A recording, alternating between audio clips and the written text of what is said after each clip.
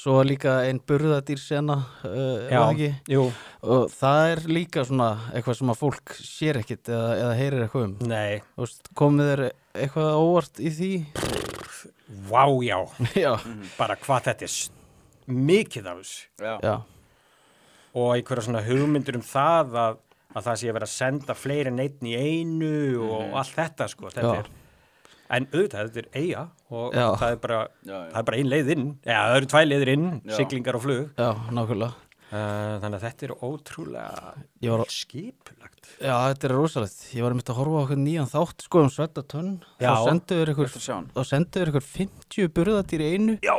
Og svo voru einhver sem létu vita af 2. Já. Sem öryðu böstuð þannig hinn 48 myndi sleppa en þá voru þessi 2 með miklu minna efni sko, bara allt. Það? Já. Og þetta var svolítið hugmyndin að handtöku þeirra þarna úti var að þau væru fórnarlömb þess að vera, þú veist, það sagt frá þeim en í okkar huga voru aðrir að fara í gegn þess vegna enda þær í fangelsi í Brasilíu og eitthvað svona.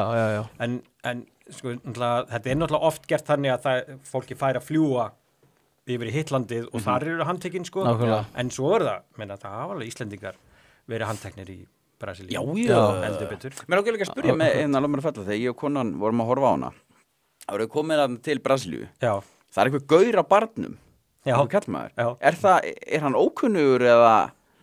Ertu að meina kallinn síðarið með skeggið þarna bakvið? Já. Nei, þetta Móri og Vonarstræti. Það svolítið. Já, það nefnilega málið, sko.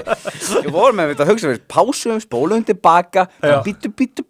Það eitthvað, þú veist, það eitthvað að það, sko. Já. Ok.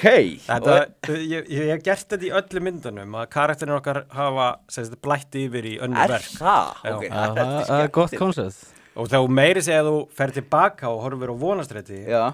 Að þá situr Móri með bókaútgefnunum sínum og þá bókaútgefnunum segir við hann nýja bókiðin sem heitir hérna Lífið í fiskabúrinu hún frábær, þetta eiginlega besta bók sem þú gert síðan Lof mér að falla. Já. Þannig að við erum að tala sko næsta verk á eftir í Vonarstræti. Já, ok. Það gjöfum. Já.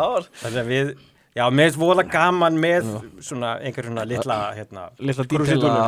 Já. Ef þú vilt horfa allan þáttinn, farðu inn á broadcast.is.